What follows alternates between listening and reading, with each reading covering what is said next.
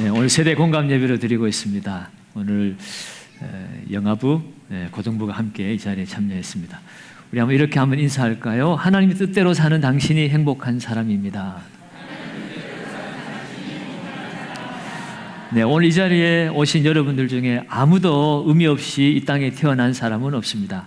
성경을 보면 하나님께서 창세 전에 우리를 미리 아시고 선택하셔서 이 땅 가운데 보내주셨다고 말씀합니다. 창조주 하나님이 우리를 미리 아시고 선택하셔서 보내주셨을 때는 그 보내심에 대한 분명한 목적이 있습니다. 그 목적대로 사는 삶이 행복한 사람입니다. 여러분, 이 마이크의 그 목적은 제 목소리를 여러분들에게 깨끗하고 크게 명확하게 잘 전달하는 것이 이 마이크의 목적입니다. 이 마이크가 돈을 10억, 100억씩 가져도 행복하지 않아요. 대통령이 되었다고 해도 이 마이크는 행복하지 않습니다. 마이크가 가장 행복할 때는 제 목소리를 여러분들에게 깨끗하고 맑게 잘 전달해 주었을 때 이 마이크는 너무 행복한 것입니다. 오늘 저와 여러분들이 이 땅 가운데 행복한 삶을 살기를 원하고 또 행복한 삶을 살아야 합니다. 그런데 우리의 행복도 마찬가지로 하나님이 우리를 지으시고 우리를 이 땅에 보내주신 목적을 알고 그 뜻대로 살지 못하면 우리가 가진 그 돈도 명예도 권세도 결코 우리를 행복하게 해 줄 수 없다는 사실을 깨달아야 합니다. 우리를 이 땅에 보내주신 하나님의 목적이 무엇일까요? 우리는 기도를 잘 못해서 하나님 앞에, 주님 앞에 기도 좀 가르쳐 주세요라고 했더니 우리 주님께서 너희는 이렇게 기도하라 하고 가르쳐 주신 기도가 있습니다. 흔히 이것을 우리는 주기도문이라고 하죠. 이 주기도문은 어떤 주문이 아닙니다. 하나님께서 우리가 하나님 백성으로 살아갈 때에 기도의 모범으로서 너희들이 구할 것, 너희들이 정말 이 땅에서 필요한 것을 구하라고 말씀해 주셔서 가르쳐 주신 기도예요. 그 기도의 가장 첫 번째 우선순위가 뭡니까? 하늘에 계신 우리 아버지여, 아버지의 이름이 거룩히 여김을 받으시오며 아버지의 나라가 오게 하시오며 아버지의 뜻이 하늘에서 이룬 것 같이 이 땅에서도 이루어지기를 기도합니다. 여러분, 사실 하나님의 이름이 높임을 받고 하나님의 나라가 오게 하고 하나님의 뜻이 이 땅 가운데 이루어지는 것은 사실은 같은 이야기입니다. 그것이 오늘 이 땅 가운데 하나님께 보냄을 받은 우리의 삶의 목적이요 이유이기도 합니다. 이 일을 이루기 위해서 너희는 일용할 양식을 위해서 기도하라. 시험에 들지 않고 악에 빠지지 않고 영적 싸움에서 승리하며 살아라. 하나님의 그 나라의 영광을 위해서 오늘 우리는 이 땅을 살아가고 있다는 것입니다. 여러분, 결국 우리의 사명이 무엇일까? 하나님의 우리를 보내신 뜻이 무엇일까를 우리가 알아야 합니다.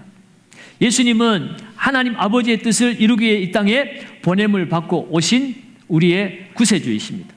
예수님께서 스스로 자신의 사명에 대해서 이렇게 말씀한 바가 있어요.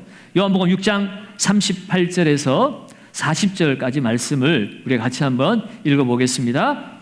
내가 하늘에서 내려온 것은 내 뜻을 행하려 함이 아니요 나를 보내신 이의 뜻을 행하려 함이니라. 나를 보내신 이의 뜻은 내게 주신 자 중에 내가 하나도 잃어버리지 아니하고 마지막 날에 다시 살리는 이것이니라. 내 아버지의 뜻은 아들을 보고 믿는 자마다 영생을 얻는 이것이니 마지막 날에 내가 이를 다시 살리리라 하시니라. 아멘. 우리 주님께서 이 땅에 오신 이유는 내 뜻을 이루기 위해서 오신 것이 아니라 나를 보내신 아버지의 뜻을 이루기 위해서 이 땅에 오셨는데 아버지의 뜻은 내게 주신 자 중에 하나도 잃어버리지 아니하고 그들을 다시 살리기 위함이라는 것입니다. 우리는 우리의 죄로 말미암아 죽은 자입니다. 죽게 되었습니다. 이 땅에서 산다고 하지만 이미 우리는 영적으로 죽은 자이고 또 영원히 죽을 자입니다. 그러나 주님은 우리를 살리시기 위해서 이 땅에 오셨다는 거예요. 다시 살리게 하시기 위해서 우리 예수 그리스도의 생명이 우리에게 전하여 짐으로 우리는 이 땅에서 죽음으로 영원한 멸망으로 끝나는 자들이 아니라 주님과 함께 영원한 생명을 누리는 구원받은 하나님의 백성이 되었습니다. 그것이 바로 예수님이 이 땅에 오신 이유였습니다. 그래서 주님의 이 공생의 사역 가운데서도 주님은 자신의 존재의 이유를 누가복음 19장 10절에서 이렇게 말합니다. 인자가 온 것은 잃어버린 자를 찾아 구원하려 함이니라. 마가복음 1장 38절에도 이르시되 우리가 다른 가까운 마을로 가자. 거기서도 말이니요 전도하리니 내가 이를 위하여 왔노라 하시고, 하나님의 나라를 이루기 위해서 하나님의 통치가 임하고 그 하나님의 통치를 받는 하나님의 백성들이 있어야 합니다.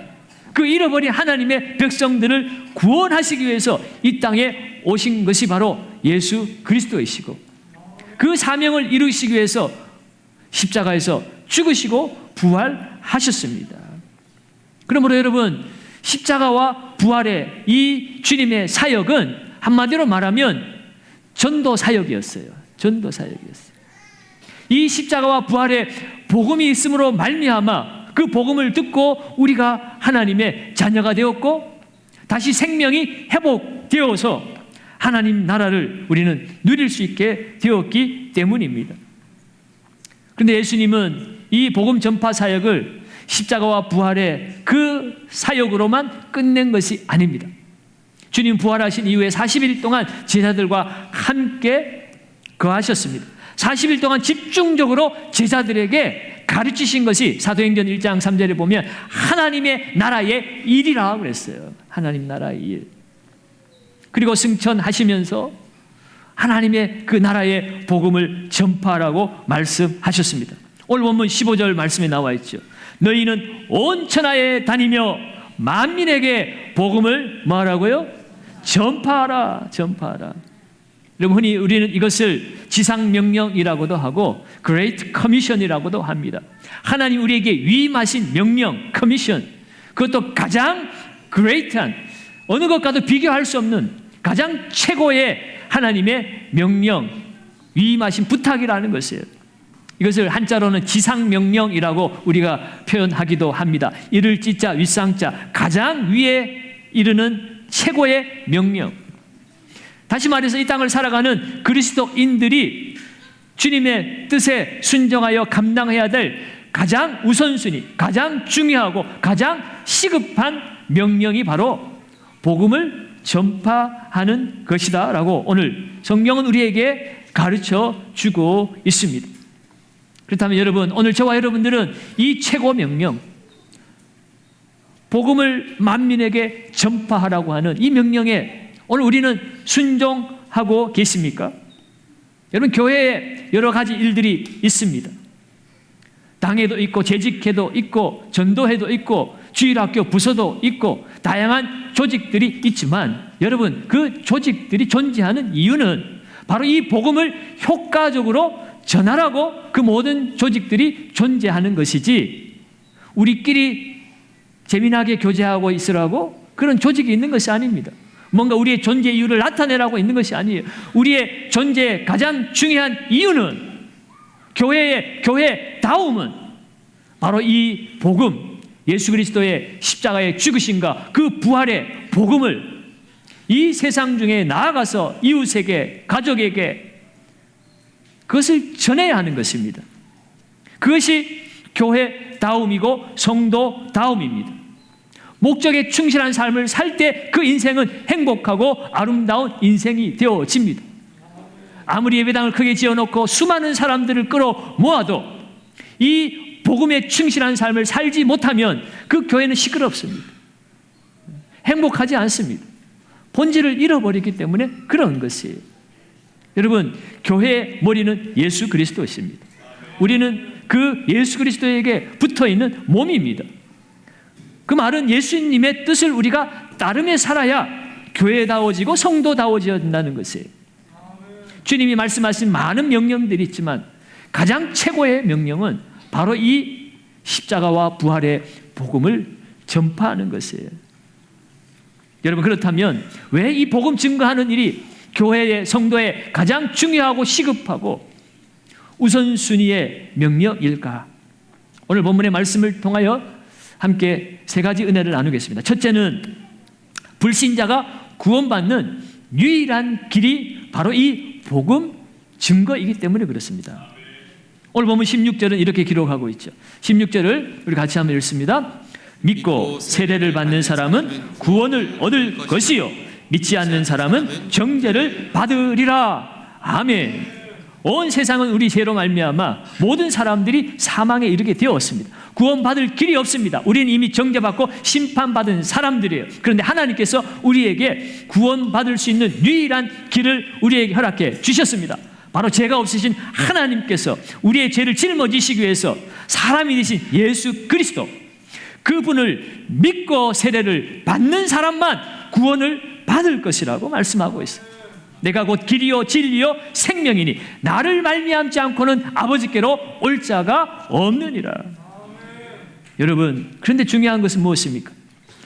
예수를 믿어야 되고 그래서 구원받아야 되는데 어떻게 믿을 수 있느냐는 거예요. 여러분, 이 복음 전파의 중요성, 그 시급성에 대해서 사도 바울은 로마서 10장 13절에서 15절에서 이렇게 말씀하고 있어요. 같이 한번 볼까요? 누구든지 주의 이름을 부르는 자는 구원을 받으리라. 예수 그리스도가 구세주임을 우리가 부를 수 있는 자가 구원을 받게 되죠. 그런데 누구나 부를 수 있지는 않습니다. 믿는 자만이 부를 수 있어요. 예수가 그냥 이 땅에 왔다 간 한 성인이 아니라 나의 죄를 사하시기 위해서 하나님으로부터 보내심을 받은 하나님의 아들이심을 믿어야 된다는 거죠. 그런데 문제는 무엇입니까? 믿고 싶어도 그 말씀을 듣지 못하면 믿지 못한다는 거예요. 그런데 그들이 믿지 않은 일을 아는 일을 어찌 부르리요? 듣지도 못한 일을 어찌 믿으리요? 그런데 그 말씀을 듣기 위해서는 전파해 주는 사람이 있어야 된다는 것입니다. 전파하는 자가 없이 어찌 들으리요? 그래서 보내심을 받지 아니하면 어찌 전파하리요? 기록된 바 아름답도다. 좋은 소식을 전하는 자들의 발이여 함과 같으니라. 복음을 전하는 자들이 왜 아름다운가? 그들이 보내심을 받고 나아가서 복음을 전함으로 말미암아 그 복음을 들은 자가 그 복음의 메시지를 듣고 믿게 되어지고 믿음으로 구세주로 예수 그리스도를 고백할 때에 구원이 이루어지기 때문이라는 것입니다. 저와 여러분들이 어떻게 구원받았을까 곰곰이 되살펴보면 결국 누군가가 나에게 이 복음을 전해 주었기 때문입니다. 사랑하는 친구로부터 학창시절에 전도를 받은 사람도 있을 것이고 직장에서 동료에게 전도를 받은 사람들도 있을 것이고요. 또 여기 주일학교 아이들은 엄마 뱃속에서부터 예배당을 출입했던 소위 모태신앙도 있을 것입니다. 그러나 따지고 보면 모태신앙도 예배당에 와서 설교 말씀을 들을 때에 또 공과 공부를 통해서 하나님의 말씀을 배우는 것을 통해서 예수 그리스도가 하나님이시구나, 내 죄를 용서해 주시고 구원해 주실 분은 오직 예수시구나 라고 그 말씀을 들어서 믿게 되어진 거죠. 따지고 보면 모든 사람은 누군가의 이 복음을 전파하는 것을 듣고 그 들음으로써 믿음이 생기고 믿음으로 예수 그리스도를 나의 주 나의 하나님으로 불렀기 때문에 구원을 받게 되었다는 것입니다. 그럼 이제 오늘 구원받은 우리가 해야 할 일이 무엇일까요? 예수님은 오늘 이 복음 전파의 사명을 저와 여러분들이 하기를 원하고 계신 것입니다. 여러분들에게 이 복음을 전해준 그 누군가가 있어서 오늘 내가 있는 것처럼 오늘도 잃어버린 한 영혼에게 하나님은 우리가 가기를 원하고 계시는 것입니다. 오늘 저와 여러분들이 우리가 받은 그 은혜를 생각하며 우리도 그 구원을 기다리고 있는 불쌍한 이웃들에게로 가야 합니다. 가지 않으면 어떤 일이 일어날까요? 에스겔서 3장 18절에 보면 아주 무시무시한 말씀이 있어요. 같이 한번 읽어봅니다. 가령 내가 악인에게 말하기를 너는 꼭 죽으리라 할 때에 내가 깨우치지 아니하거나 말로 악인에게 일러서 그의 악한 길을 떠나 생명을 구원하게 하지 아니하면 그 악인은 그의 죄악 중에서 죽으려니와 내가 그의 핏값을 네 손에서 찾을 것이고. 여러분 무슨 말입니까? 악인이 죄를 짓고 죽게 되었을 때에 그들에게 생명의 복음을 전해서 그들을 살려내야 한다는 것이에요. 만약에 그들이 이 복음을 듣지 못하고 죽을 때에는 그들은 그들의 악으로 말미암아 그들의 죄로 말미암아 죽는 것이지만 그들에게 복음을 전할 수 있음에도 불구하고 복음을 전하지 아니하였다면 그 죄값은, 그 핏값은 오늘 우리에게 찾으시겠다고 말씀하고 계신 것입니다. 여러분, 우리의 친구들, 우리 이웃이 불치병으로 죽어간다고 했을 때 여러분, 그것을 살릴 수 있는 그 치료법을 내가 알고 있어요.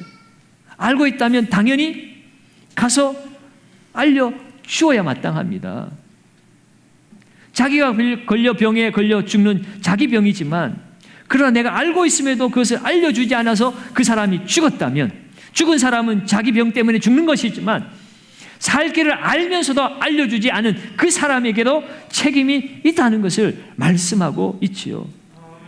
여러분, 이 세상에 이러저러한 질병이 낫는 그런 좋은 것도 우리가 옆 사람에게 알려주고 싶어 하는데 여러분, 생명의 복음, 이 땅에서 복음을 듣고 예수를 믿지 아니하면 영원히 죽어야 하는 그 생명을 살리는 어마어마한 복음을 우리가 가졌음에도 불구하고 이 복음을 전하지 않아서 내 사랑하는 이웃이 영원토록 멸망을 당한다면 여러분, 그 책임은 그냥 이 땅에서 이러저러한 질병을 고치는 그런 것과 비교할 수 없는 엄청난 책임이 우리에게 돌아오게 되는 것입니다. 그러면 여러분, 오늘 우리는 우리의 주위의 이웃들에게로, 친구에게로 복음을 들고 나가야 합니다. 주님은 우리를 구원하셔서 하나님의 자녀로 삼아 주셨습니다. 그러나 하나님, 우리가 하나님 자녀로 사는 것으로 끝내지 않고 너희는 세상에 나아가서 복음을 전파하라고 말씀하고 있어요. 오늘 저와 여러분들이 이 복음을 전함으로 말미암아서 죽어가는 영혼들을 살리고 이 땅 가운데 하나님의 나라를 세워가기를 주의 이름으로 축원드립니다.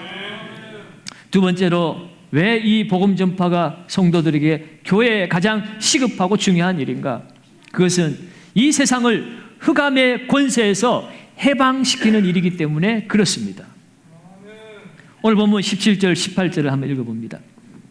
믿는 자들에게는 이런 표적이 따르리니 곧 그들이 내 이름으로 귀신을 쫓아내며 새 방언을 말하며 뱀을 집어 올리며 무슨 독을 마실지라도 해를 받지 아니하며 병든 사람에게 손을 얹은 즉 나으리라 하시더라. 아멘, 아멘. 여러분, 복음은 사상이 아닙니다. 이론이 아닙니다. 복음은 근본적으로 우리를 죄에서 해방시켜 주시는 하나님의 능력입니다. 죄로 말미암아 이 땅에 얼마나 많은 질병과 아픔과 고통이 찾아왔습니까? 어둠의 세력들이 우리를 노리게 삼고 우리를 무너뜨리고 있습니다. 마음을 무너뜨리고 우리의 육체를 무너뜨리고 있어요. 여러분, 이 고통과 이 어둠에서 해방받을 수 있는 유일한 길이 바로 복음이라는 것입니다. 여러분, 이 복음으로 말미암아 우리에게 주어진 하나님의 은혜는 우리가 죽어서 저 천당이라고 하는 것으로 옮겨지는 것으로 끝나는 것이 아니에요. 여러분, 하나님의 통치는 오늘 예수 그리스도가 십자가에 죽으시고 부활하심으로 말미암아 오늘 이 자리에 우리에게 그대로 적용이 되고 있습니다. 하나님 자녀의 권세는 죽어서만 받는 권세가 아니라 예수 믿는 그 순간 우리에게 하나님 자녀의 권세가 주어졌어요.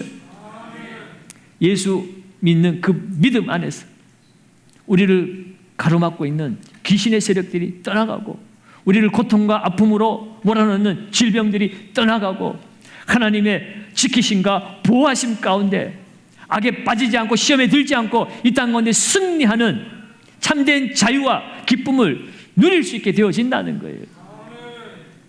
여러분, 이 예수님의 이 약속의 말씀이 실제로 제자들의 삶에 그대로 이루어졌습니다. 사도행전 8장에 보면 그 초대교회 7집사 중에 빌립이라고 하는 사람이 나옵니다. 주님은 예루살렘에 머물지 말고 땅끝으로 흩어져서 복음을 전하라고 했는데 예루살렘의 교회가 맹렬히 부흥함에도 불구하고 그들은 여기가 좋사오니 하고 여러분 그 예루살렘을 떠나지 않았습니다. 그랬더니 하나님께서 핍박을 통해서 성도들을 흩어버렸어요. 그 가운데 이 빌립은 사마리아 성에로 흩어져서 그곳에서도 복음을 전했는데 거기에서 놀라운 일들이 일어났습니다. 사도행전 8장 5절에서 8절 말씀 한번 봅니다. 빌립이 사마리아 성에 내려가 그리스도를 백성에게 전파하니 무리가 빌립의 말도 듣고 행하는 표적도 보고 한 마음으로 그가 하는 말을 따르더라. 많은 사람에게 붙었던 더러운 귀신들이 크게 소리를 지르며 나가고 또 많은 중풍병자와 못 걷는 사람이 나으니 그 성에 큰 기쁨이 있더라. 아멘. 아멘. 그가 성에 내려가서 그리스도를 백성에게 전파하니 예수 그리스도의 십자가와 부활의 복음을 전했더니 그 말씀의 능력이 나타나서 이 사마리아 성에 있던 사람들의 영적 해방, 육체적 해방, 정신적 해방이 일어나고 있음을 오늘 성경은 기록하고 있습니다. 말씀 앞에 더러운 귀신들이 크게 소리 지르며 떠나갔다고 그랬어요. 여러분, 이것은 영적인 해방입니다. 여러분, 오늘날 귀신이 나 귀신이야 하고 나타나지 않아요. 귀신은 우리의 마음속에 우리에게 분노와 미움과 갈등과 고독과 자살과 우울과 이러한 감정들을 불러일으키는 거예요. 하나님의 그 소망을 가지지 못하게 만드는 것입니다. 여러분, 하나님 나라 이 말씀이 없이는 이 세상이 주는 것들은 다 이러한 고통과 아픔들입니다. 여러분, 여기에서 누가 해방받습니까? 돈이 이것을 우리에게 해결해 주던가요? 권력이 이러한 육신의 영혼의 고통과 아픔을 해결해 주던가요? 아닙니다. 오직 예수 그리스도의 이 생명의 복음 앞에 이 모든 귀신의 세력들이 벌벌 떨고 떠나가고 참된 자유를 누리게 되는 줄 믿습니다. 뿐만 아니라 육체의 해방이 일어났습니다. 7절 하반절에 보면 또 많은 병자와 못 걷는 사람이 나으니 중풍병으로 인하여 전신이 마비되어 일어서지 못하는 사람, 다리에 장애를 가져서 평생 일어서 보지 못한 사람, 그들에게 이 복음의 말씀이 전해졌더니 그들이 벌떡 일어나서 참된 강건함으로 다시 새로워짐을 보여주고 있습니다. 그것으로 끝나지 않았어요. 8절에 보면 그 성에 큰 기쁨이 있더라. 큰 기쁨이 있더라. 근심과 염려와 우울감에 빠져 살아가던 그들, 여러분, 상황은 전혀 변화된 게 없어요. 여전히 로마의 압제를 받고 있습니다. 가난 속에 살아가고 있습니다. 사마리아는 더욱이 유대인들에게 차별받는 그런 지역이었습니다. 기뻐할 만한 이유가 아무것도 없습니다. 그런데 그들은 큰 기쁨이 임했다고 얘기합니다. 바로 이 복음 때문에 그들은 이 주어진 현실만 바라본 것이 아니라 하나님이 허락해 주신 그 구원의 기쁨을 허락해 주신 것이에요. 세상이 주는 기쁨이 아니더라는 것입니다. 세상이 경험할 수 있는 기쁨이 아니에요. 하나님만이 주실 수 있는 성령 안에서 누리는 참된 하늘의 기쁨입니다. 절대적인 기쁨입니다. 여러분, 이것이 복음 안에 있어요. 복음 안에 있어요. 그래서 우리는 담대하게 세상 사람들 중에 나아가서 이 복음을 외쳐야 하는 것입니다. 그들에게 우리가 뭐 돈을 줄 수 있겠어요? 아무것도 해줄 수 없습니다. 그러나 복음이 임하면 하나님께서 역사하시는 것입니다. 여러분, 놀라운 사실은 이 참된 자유와 기쁨의 이 소식을 하나님은 교회를 통하여, 성도를 통하여 이 세상 가운데 전해지기를 원하고 계신다는 것입니다. 여러분, 오늘날 어떤 사람들은 이런 기적의 역사들은 초대교회 때나 일어나는 일이지 오늘날 이런 일들은 더 이상 일어나지 않는다라고 말하는 사람들이 있습니다. 여러분, 물론 정도의 차이는 있습니다. 시급할 때 또 하나님의 그 복음의 능력이 나타나야만 하는 그런 상황 속에서 하나님 특별한 시대에 특별한 사람들에게 더 많은 이런 기적 같은 일들을 나타내실 때가 있어요. 성경에도 보면 엘리야와 엘리사 시대 때 더 많은 기적이 나타났죠. 그러나 그때가 어떤 때입니까? 정말 하나님의 그 살아 역사하심의 기적이 필요한 때였어요. 그렇지 않으면 사람들이 복음을 듣지 못하는 그런 시대였습니다. 초대교회 때도 더 많은 기적과 그 복음의 능력이 나타나야만 복음이 급속도로 확산될 수 있는 그런 환경이었기 때문에 더 많이 나타났던 시기라고 말할 수도 있습니다. 그러나 그렇다고 해서 오늘 이 시대에는 하나님의 그 능력이 나타나지 않느냐? 그것은 아닙니다. 오늘날에도 우리 영화든지 고등부 친구들이든지 어른들이든지 누구든지 예수 이름으로 기도하면 똑같이 귀신도 떠나가고 질병이 나음을 받고 하나님의 보호와 지키심을 우리가 누리며 살아갈 수 있습니다. 복음은 실제입니다. 복음은 현재입니다. 과거의 이야기가 아니라는 거예요. 누군가에게 들은 남의 이야기가 아닙니다. 다윗이 새벽에 우리가 다윗의 시편을 고백하고 우리가 묵상을 했잖아요. 나의 하나님입니다. 나의 하나님. 나를 건지시는 하나님입니다. 나의 반석이신 하나님입니다. 나의 요새이십니다. 나를 이기게 하시는 구원의 뿌리십니다. 여러분, 삶의 현장에서 하나님은 나타내어 주시는 거예요. 누구에게요?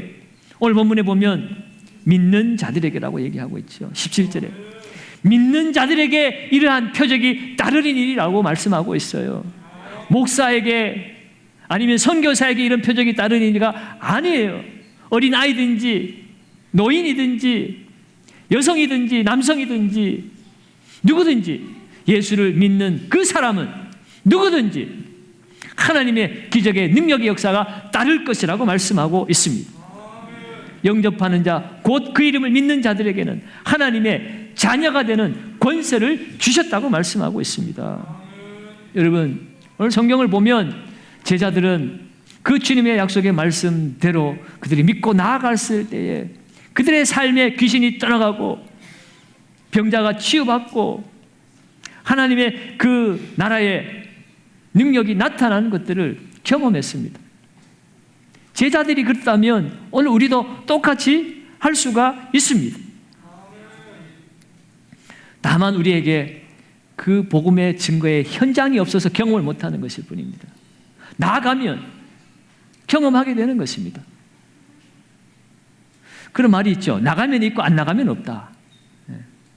나가면 나타나고 안 나가면 안 나타나는 겁니다. 복음을 전하는 그 현장에 하나님의 살아 역사하심이 나타나는 것이에요. 오늘 저와 여러분들도 하나님 말씀 앞에 순종함으로 말미암아 지금도 살아 역사하시는 그 복음의 능력 하나님을 경험하시기를 주의 이름으로 축원합니다. 세 번째로 오늘 우리가 이 복음을 증거하는 것이 교회의 가장 중요하고 시급한 일이 되는 것은 하나님의 나라를 오게 하는 가장 빠른 길이기 때문에 그렇습니다. 오늘 보면 19절을 한번 봅니다.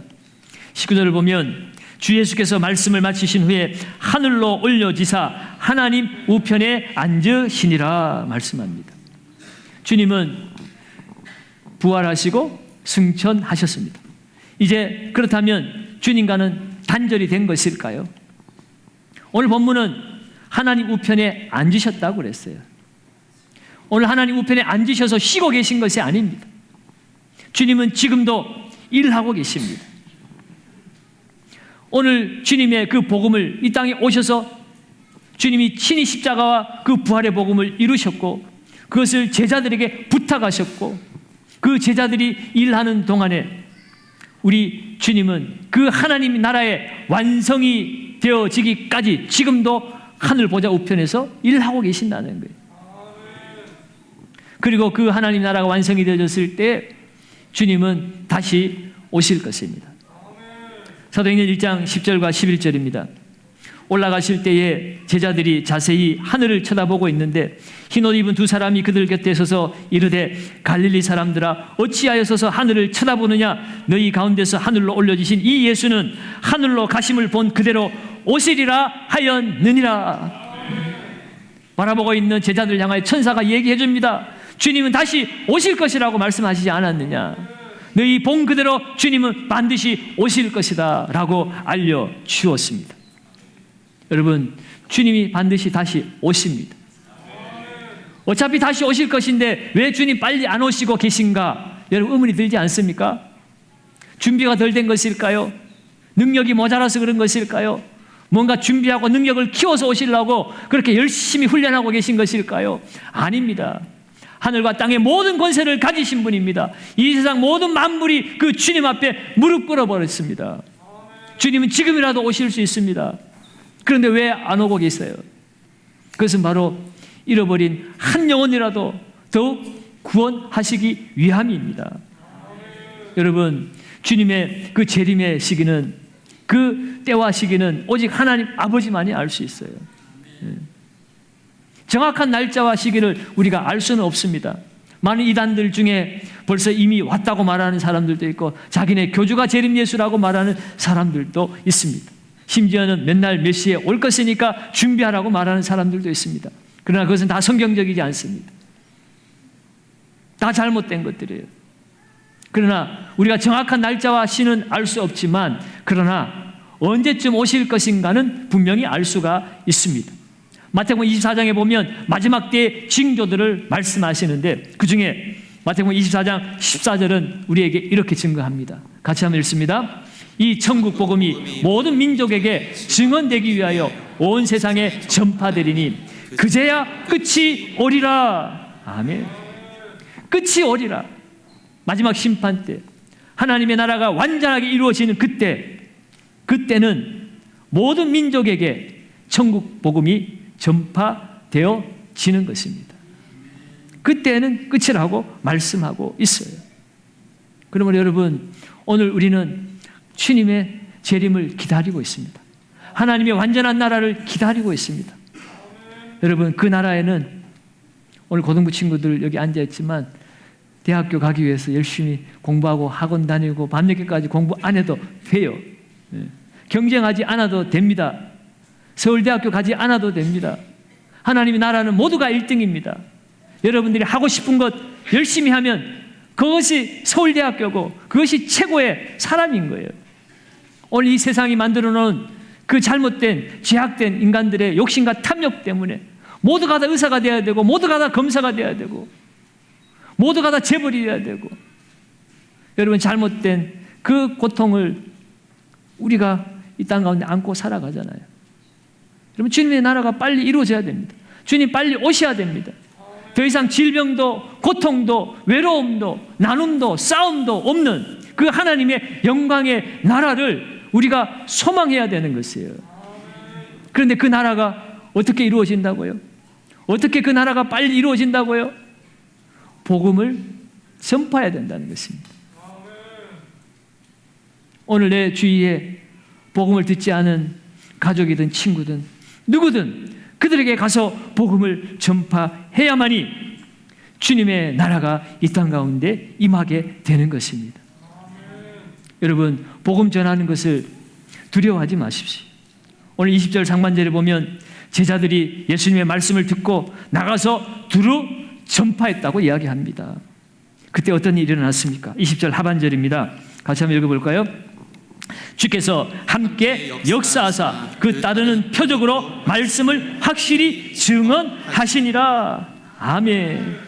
여러분, 순종하여 나가서 전파했더니 주님께서 함께 하십니다. 하나님의 역사가 나타나고 있습니다. 그리고 그들이 전한 그 말씀이 확실하게 증언되어졌다고 이야기하고 있습니다.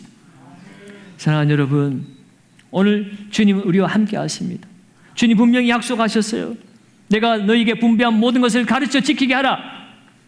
내가 세상 끝날까지 너희와 항상 함께 있으리라. 제자들에게 약속하신 그 주님은 오늘 우리와도 함께 하고 계십니다. 특별히 전도의 현장 가운데서 주님은 함께 하십니다. 여러분, 오늘 이 땅 가운데 우리의 삶을 가장 잘 사용할 수 있는 방법이 무엇일까요? 영원히 남는 일에 우리의 삶을 드리는 것입니다. 하나님 나라에 우리의 삶을 투자하는 것이에요. 지금 휴가철이 되었습니다. 많은 분들이 휴가를 떠나고, 저도 내일부터 휴가입니다만 죄송합니다. 휴가 가서. 네. 여러분, 휴가 갈 때 즐겁지요. 목적지를 정해놓고 가서 무엇 할까 계획을 짜고, 그리고 필요한 물품들을 가방에 한가득 챙겨서 휴가를 떠납니다. 그런데 휴가 가다 보면 거기에서 이러저러한 많은 기념품도 사고 옷도 사고, 그래서 돌아올 때 되면 처음에는 가방 하나만 가지고 출발했는데 돌아올 때는 2개, 3개씩 가방을 들고 집으로 돌아옵니다. 그것을 우리는 행복이라고 착각합니다. 그 가방 가득 채워진 기념품들과 또 추억들을 가지고 나는 참 행복하다라고 말을 하지요. 그런데요, 똑같은 여행을 떠나지만 어떤 사람에게는 가방 한가득 채우는 것이 짐이 되고 가방을 비워낼수록 행복을 느끼는 여행자들이 있습니다. 그들을 우리는 순례자라고 표현을 하지요. 요즘 많은 사람들이 스페인의 그 야고보 사도가 사역했던 그 길을 찾아서 순례길을 떠나는 여행자들이 있습니다. 그 산티아고 순례길이라고 하죠. 여러 코스가 있겠지만 파리 생장에서부터 그 산티아고까지 무려 800km 정도 되는 어마어마한 길입니다. 하루에 20km, 30km씩 매일 걸어서 한 달을 걸어야만 도착할 수 있는 그런 순례길입니다. 많은 사람들이 꿈을 꾸고 그 순례길을 가고자 하는 사람들이 있는 것 같아요. 저희 교회도 연초에 모 집사님 부부가 한 달 동안 이 산티아고 순례길을 경험하고 오셨습니다. 그분과 이야기를 나눌 때에 처음 출발할 때 정말 이것도 필요하고 저것도 필요하고 정말 가방 한가득 필요한 물품들을 꾹꾹 눌러서 싸가지고 가셨다고 그래요. 그런데 막상 가서 그 순례길을 걷다 보니 그 가지고 온 짐들이 얼마나 천근만근 부담이 되고 짐이 되는지, 어찌하면 하나라도 더 버릴까, 그런 생각밖에 못했다는 거죠. 그래서 실제로 그 산티아고 순례길 저는 가보지 않았지만 가는 길목마다 쓰레기들이 많이 버려져 있다고 합니다. 생활 필수품이라고 여겨졌던 것, 꼭 필요하다고 여기고 정말 우선순위를 가지고 싸가지고 왔던 것까지도 다 버리고, 먹을 음식도 버리고 옷도 버리고 정말 최소한의 물건만 등에 짐을 지고 그렇게 그 순례길을 걷는다고 그래요. 그래서 순례길의 그 마지막 목적지에 다가갈수록 계속 버리는 거예요. 버리는 훈련을 하게 되어집니다. 여러분, 그래야만이 이 순례를 완주할 수 있다고 합니다. 그렇게 볼 때 오늘 저와 여러분들은 순례자입니까? 여행자입니까? 우리는 하나님께로부터 보냄을 받은 순례자인 줄 믿습니다. 이 세상은 우리의 영혼이 발붙이고 살 세상이 아닙니다. 이 세상은 회복되어야 되어지고 심판되어야 될 세상입니다. 하나님의 온전한 새하늘과 새 땅이 우리를 기다리고 있습니다. 그럼 여러분, 오늘 이 땅은 여러분 우리의 순례길입니다. 우리에게 정말 필요한 것이 무엇입니까? 정말 썩어 없어질 아무 쓸모도 없는 것을 가방 한가득 채우고, 그것도 모자라서 2가방째 세우고 3가방째 세우고 4가방째 채우고 그래야만이 행복하다고 착각하고 있는 것 아닐까요? 여러분, 그 가방 속에 들어있는 것 하나님 나라에 하나도 쓸모가 없습니다. 아무것도 가져갈 수가 없어요. 하나님께서 진정으로 원하시는 것, 천하보다 귀중하게 여기시는 한 영혼입니다. 여러분, 우리가 순례의 길을 마치고 하나님 앞에 나아갔을 때 정말 다른 모든 것은 다 버려도 내가 한 영혼 전도해서 천국 친구 만들었습니다 라고 우리 주님 앞에 이야기할 수 있을 때 우리 주님이 가장 행복해 하시고 가장 칭찬해 주시고 가장 즐거워 하실 줄로 믿습니다. 천국의 잔치가 벌어지는 일은 여러분이 사업에 성공해서도 아니고, 여러분이 좋은 대학 가서도 아니고, 여러분들을 통해서 잃어버린 한 영혼이 구원받을 때 천국에서, 하늘나라에서 잔치가 벌어진다고 하는 것입니다. 사랑하는 여러분, 주님 오실 날이 가까웠습니다. 여러분, 오늘 이 주님의 음성에 우리가 민감하게 정신을 차리고 과연 나는 무엇을 위해서 살아가고 있는가, 우리의 삶을 돌아볼 수 있기를 바랍니다. 그렇다고 모든 거 다 버려두고 선교사가 되고 목사가 되라는 이야기는 아닙니다. 우리의 생업의 자리, 학업의 자리, 어느 자리에 있든지 분명히 이 세상 속에서는 주님을 알지 못해 복음을 듣지 못해서 울부짖는 영혼들이 있습니다. 어둠에 헤매는 사람들이 있습니다. 참된 정신적, 영적, 육체적 해방을 기다리는 묶인 사람들이 있습니다. 그들에게 가서 복음을 전해야만 하는 거죠. 오늘 주님은 우리에게 그 사명을 맡겼습니다. 하반기 행복 나눔 축제를 계획하고 여러분들에게 작전 카드도 나눠드렸습니다. 여러분, 기도하시면 하나님께서 분명히 여러분들에게 깨닫게 하실 것입니다. 내가 가야 할 한 영혼이 누구인가?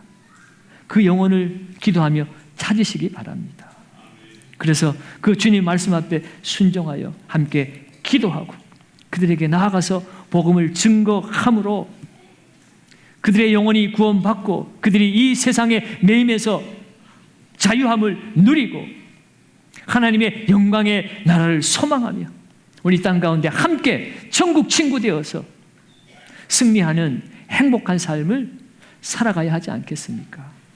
바라기는 이 하반기 전도축제 앞두고 온 성도들이 영아에서부터 노년에 이르기까지 우리가 함께 그 복음 앞에 우리가 엎드리고 기도하며 나아갈 때 가는 곳마다 주님이 함께 역사하시고 따르는 표정으로 역사해 주셔서 돈 때문에, 관계 때문에, 외로움 때문에 잠 못 자고 눈물 흘리는 인생으로 끝나지 마시고 오늘 나를 통하여 역사하시는 나와 동행하시는 하나님, 그 따르는 표적으로 말미암아 하나님 나라가 경험되어지고 우리 안에 하나님의 기쁨이 풍성하게 넘쳐나는 우리 형상교회 모든 가족들 되시기를 예수님의 이름으로 축원드립니다.